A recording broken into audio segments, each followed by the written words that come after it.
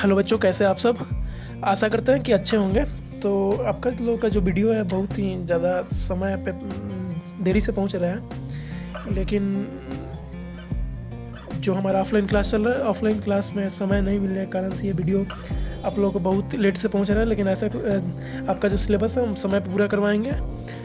ऐसे ही बने रहिए हमारे वीडियो पे। देखिए, जो भी होता है ना, अगर हम क्लास ले लेते हैं उसका आप रिवीजन करते रहिए, ठीक है। और हम अपना वीडियो जो है कोशिश करते हैं कि रेगुलर डालते रहेंगे, लेकिन कभी कभी लेट भी हो जाता है, ठीक है। देखिए, हम लोग पहले पढ़े थे आहार नाल के भाग के बारे में, जिसमें हम लोगों ने पहले दंत मच्छिका यानी कि इसके बाद में हम लोग को ग्रसनी पढ़ना था।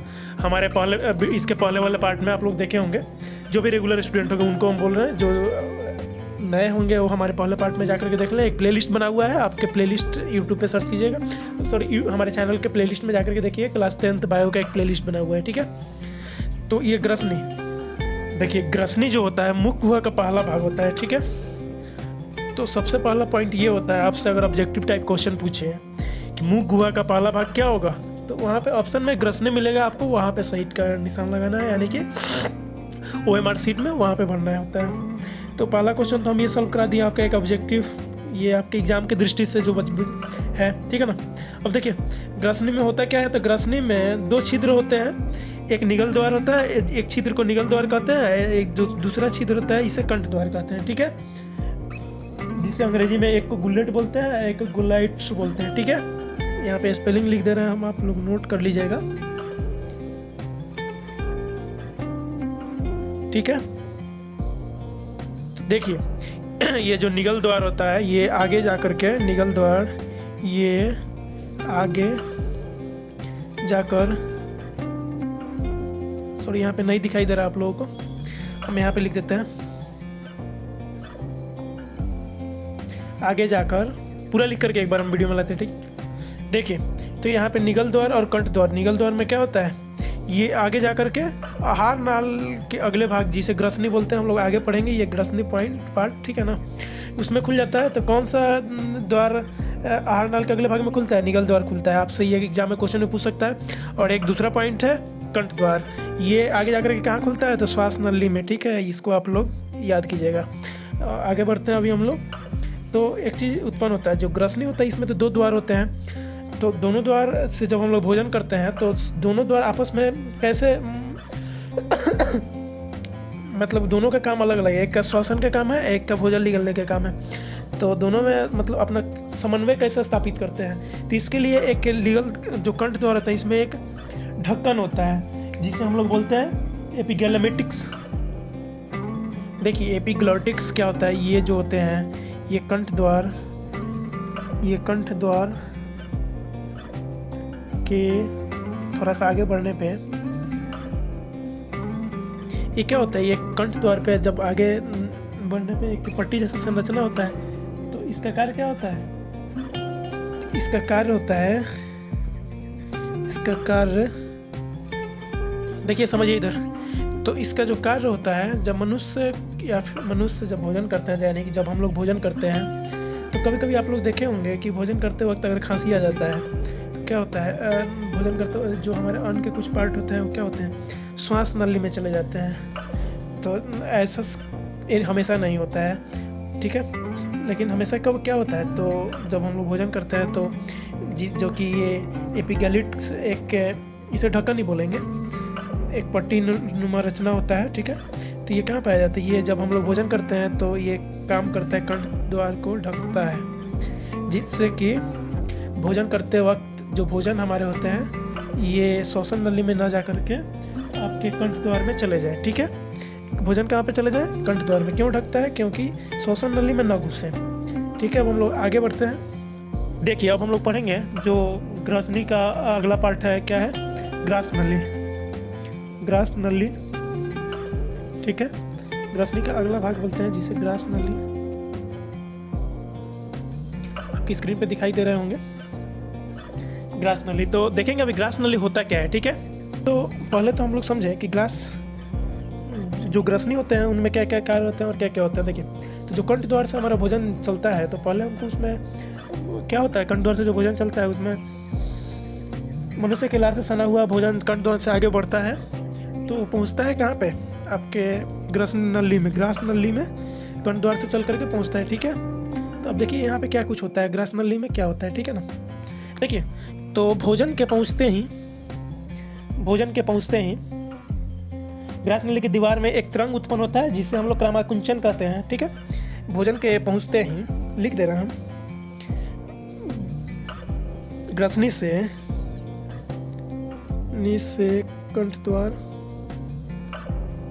देखिए अपने स्क्रीन पे ग्रस नली में कौन कौन से काम होता है। देखिए सर्वप्रथम तो ग्रसनी से भोजन जब पहुंचता है ग्रास नली में, ठीक है, तो इनके दीवारों में एक तरंग होता है जिसे क्रमानुकुंचन बोलते हैं। ठीक है, क्रमानुकुंचन होता है, इसी की गति से जो भोजन होते हैं वो धीरे धीरे नीचे की ओर खिसकते चले जाते हैं। हालांकि इनमें ग्रस नली में पाचन क्रिया नहीं होती है, ये एक रास्ता है। ग्रस नली क्या है, एक रास्ता है, यानी कि एक ट्रैक है। ठीक है, जो कहाँ से, ग्रसनी से लेकर के अमाशय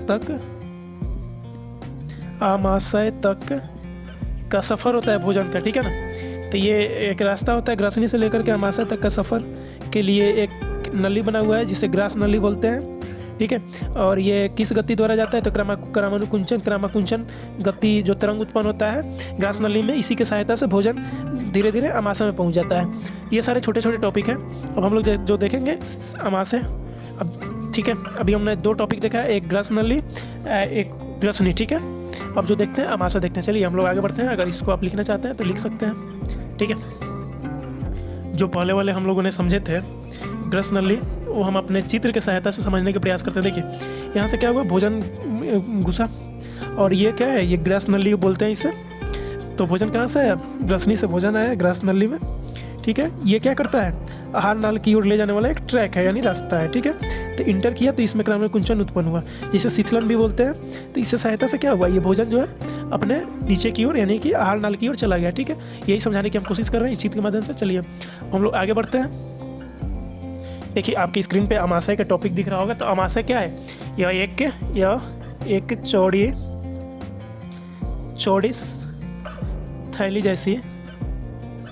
थैली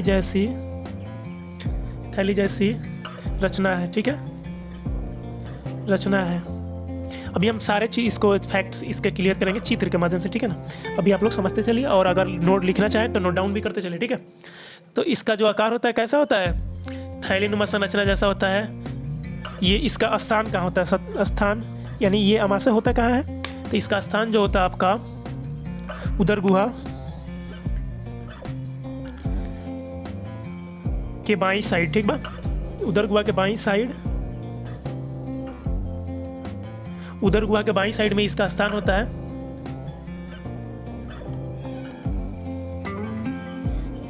बाईं साइड से इसका स्थान शुरू होता है। ठीक है, और कहाँ तक होता है, तो अनुप्रस्थ दिशा में फैली होती है। अनुप्रस्थ दिशा में फैली होती है। ठीक है, तो हम लोग देखते हैं इसमें थोड़ा सा चित्र पे। देखिए आप अपने बुक में देख सकते हैं, ये जो है ये अमाशय है। ठीक है, ये क्या है, एक अमाशय है। तो अमाशय एक चौड़ी संरचना होता है, चौड़ी थैली जैसी संरचना होता है। ठीक है, तो अमाशय में 2 पार्ट होते हैं, एक बाहरी पात्र जो आपको दिखाई दे रहा है, एक इसके पिछली वाली पार्ट जो इसमें नहीं दिखाया गया है। ठीक है, तो ये दोनों पार्ट में एक को बोलते हैं कार्डियक भाग, आगे वाले भाग को जो आपको दिखाई दे रहा होगा उसे कार्डियक भाग बोला जाता है, और जो पीछे वाला भाग होता है पाइलोडिक भाग बोला जाता है, पीछे वाले भाग को। तभी हम लोग जो देखेंगे कार्डियक और पाइलोडिक। ठीक है, तो सामने वाले भाग को कार्डियक बोला जाता है और पीछे वाले भाग को पाइलोडिक बोला जाता है। हम लिखवा दे रहे हैं, आप लोग लिख लीजिएगा। देखिए आपकी स्क्रीन पे अमाशय के 2 भाग होते हैं, कार्डियक और पाइलोडिक भाग। ठीक है, ये दोनों भाग आपकी स्क्रीन पे है। कार्डियक भाग जो होता है अमाशय के अग्र भाग को बोला जाता है कार्डियक भाग। ठीक है, और जो पीछे वाला भाग होता है इसे पाइलोडिक पार्ट बोलते हैं। ठीक है ना, तो आप इसे नोट डाउन कर लीजिएगा। हम लोग आगे बढ़ते हैं। देखिए आगे वाला भाग और पीछे वाला भाग को तो हम लोग नाम जान गए। जो बीच वाला भाग होता है अमाशय के बीच वाला भाग, अभी हमने चित्र देखा है, जो बीच वाला भाग होता है उसे पुंडिक भाग बोला जाता है। ठीक है, तो इस तो आप लोग भी लिख सकते हैं अमाशय, ये लिख दें अमाशय के बीच वाले भाग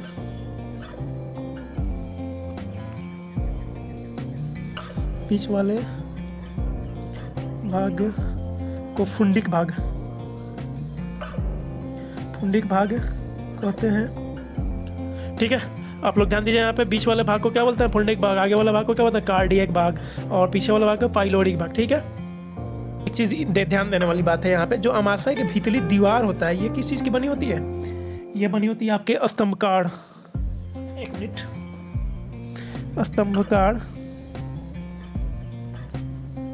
स्तंभकार एपिथेलियम की।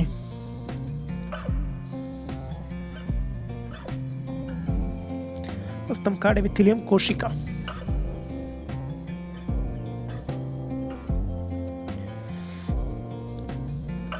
की बनी होती है, क्या बनी होती है? ये बनी होती है आपके अमाशय के भीतरी दीवार किस चीज़ की बनी होती है? स्तंभकार एपिथेलियम किसी टिश्यू की बनी होती है। और ये जो टिश्यू, ये जो कोशिका जो होते हैं, ये कोशिका जो होते हैं जगह जगह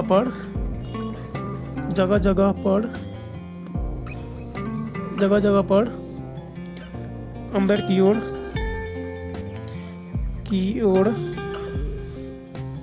देखिए, यहाँ पे देख सकते हैं जो कोशिका अमाशय के अंदर में जो कोशिका होती है एपिथेलियम स्तंभकार एपिथेलियम का बना होता है, यानी स्तंभकार बना होता है। ठीक है, तो ये जो कोशिका होता है जगह जगह पे अंदर की ओर धंसे होते हैं। ठीक है ना, तो इन धंसे हुए चीज़ से एक भाग का निर्माण करते हैं जिसे अमाशय ग्रंथि बोला जाता है। ठीक है, या फिर इसको जठर ग्रंथि या फिर गैस्ट्रिक ग्लैंड, अंग्रेजी में गैस्ट्रिक ग्लैंड, हिंदी में दो नामों से पुकारा जाता है, एक अमाशय ग्रंथि से, एक जठर ग्रंथि से। ठीक है ना, आपसे एग्जाम में क्वेश्चन पूछा जा सकता है कि अमाशय के भीतर में जो धंसे हुए पदार्थ होते हैं उसे क्या बोलते हैं, या फिर अमाशय ग्रंथि क्या है या जठर ग्रंथि क्या है, ये सब भी पूछे जा सकते हैं। ऐसे भी क्वेश्चन बनाया जा सकता है कि अमाशय ग्रंथि किसे कहते हैं, जठर ग्रंथि किसे कहते हैं, या फिर ऑब्जेक्टिव टाइप भी क्वेश्चन पूछे जा सकते हैं, इसीलिए बहुत ध्यान से। चलिए आगे बढ़ते हैं। तो आगे हम लोग देखेंगे कि जठर ग्रंथि जो होते हैं, अमाशय का ग्रंथि जिसे बोला जाता है या फिर जठर ग्रंथि बोल सकते हैं, ये होते हैं 3 प्रकार के होते हैं। इसी का प्रकार देखेंगे आगे में। ठीक है, लोग पहले देखें कि जो जठर कोशिकाएं या अमाशय ग्रंथि के कोशिकाएं होते हैं 3 प्रकार का होता है। पहला होता है, हम लिख करके उसके बाद में आपको दिखाते हैं जैसे ज़्यादा समय ना लगे।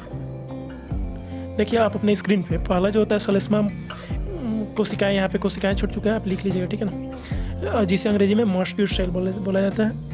ठीक है, और जो दूसरा होता है म्यूकस सेल बोला जाता है। जो दूसरा होता है भित्ति या अम्लजनन कोशिकाएं। ठीक है, जिसे पेरिएटल या ऑक्टेनिक सेल्स बोलते हैं। ठीक है ना, तीसरा जो होता है मुख्य कोशिकाएं होता है, या फिर इसे चीफ या जाइमोजिन सेल कह सकते हैं इसको। ठीक है, तो जो तीनों कोशिकाएं होते हैं इनका, ये जो तीनों कोशिकाएं होते हैं, ठीक है ना, ये तीनों मिल करके जो रस निर्माण करते हैं उसे क्या बोलते हैं? इन तीनों के रस निर्माण को क्या बोलते हैं? जठर रस या अमाशय रस भी बोलते हैं, या फिर गैस्ट्रिक, इसको अंग्रेजी में गैस्ट्रिक बोलते हैं, जूस। ठीक है, जूस। ठीक है ना, ये तीनों जो अपने अपने रस निकालते हैं इससे गैस्ट्रिक जूस बोलते हैं, यानी जठर रस। अब हम लोग देखेंगे कि ये तीनों कौन कौन से रस निकालते हैं। ठीक है ना, तो हम यहाँ पे साइड में बता दे रहे हैं तीनों कौन कौन से रस निकालते हैं। देखिए पहले तो हमको मालूम हो गया कि सलेस्मा जो होता है म्यूकस रस का स्राव करता है, और जो भित्ति होता है, भित्ति कोशिकाएं, ये हाइड्रोक्लोरिक अम्ल का स्राव करते हैं, और ये मुख्य कोशिकाएं यानी मेन जो चीफ सेल होते हैं, जिसे जाइमोजिन सेल कहते हैं, ये पेप्सिनोज का स्राव करते हैं। ठीक है, तो आगे देखते हैं। तब हमको ये मालूम हुआ कि अमाशय जल रस जो बनता है, ये तीनों रस मिल जाएगा तो क्या बनेगा? अमाशय रस बनेगा। ठीक है ना, ये म्यूकस स्राव को सलेस्मा स्राव भी बोलते हैं। तो ये तीनों रस मिला करके क्या होता है? अमाशय रस बनता है, यानी कि इसको प्लस ये बराबर क्या होगा? अमाशय रस। ठीक है ना, इसे गैस्ट्रिक जूस भी बोले थे। तो आपको ये मालूम चला कि गैस्ट्रिक जूस किस किस चीज़ से बनता है? तो एक म्यूकस, हाइड्रोक्लोरिक और पेप्सिनोज से। ठीक है ना, तो देखिए हाइड्रोक्लोरिक अम्ल का कार्य क्या होता है? जो कि भित्ति कोशिकाएं स्रावित करती है। हाइड्रोक्लोरिक अम्ल का कार्य होता है, आप भोजन में लिख लीजिए, हम बोल दे रहे हैं, ठीक है ना। भोजन में अगर खाद्य पदार्थ हम लोग जिसमें अगर कोई बैक्टीरिया आता है तो उसको नष्ट करने का कार्य किसको होता है? हाइड्रोक्लोरिक अम्ल को होता है। भोजन में अगर बैक्टीरिया आता है तो उसको नष्ट कर देता है, ठीक है।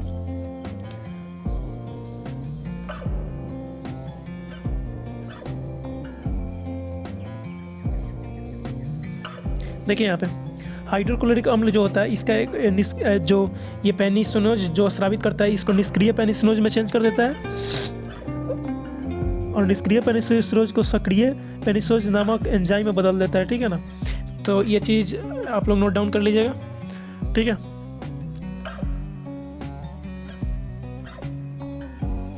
एक चीज़ नोट डाउन कर लीजिए, देखिए म्यूकस अमाशय की दीवार तथा जठर ग्रंथियों को हाइड्रोक्लोरिक अम्ल तथा एंजाइम पेंसिन से सुरक्षित रखता है, ठीक है ना। म्यूकस का काम क्या होता है? ये जो दोनों एंजाइम स्रावित करते हैं इसको चेंज कर किस में किया जाता है? इस एंजाइम को चेंज ये हाइड्रोक्लोरिक अम्ल चेंज कर देता है किस चीज़ में? तो देखिए पेप्सिन में चेंज कर देता है। तो इसका काम होता है, ये श्लेष्मा का काम होता है ये दोनों से जो भित्ति दीवार होता है, किसका दीवार? अमाशय के दीवार होता है, उसको सुरक्षित करना, ठीक है। तो यहाँ तक तो आप लोग भली बात ही समझ गए होंगे। चलिए तो हम लोग जो आगे देखेंगे, वो छोटी आंत होता है, ठीक है।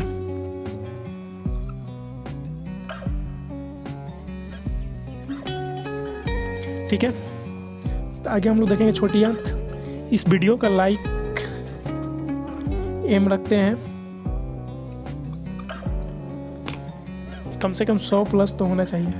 इतना मेहनत से हम वीडियो बना रहे हैं, 100 प्लस लाइक होना चाहिए, ठीक है। तो आप लोग अपने दोस्तों के साथ ज़्यादा से ज़्यादा शेयर करें। मिलते हैं नेक्स्ट वीडियो में, तब तक के लिए धन्यवाद।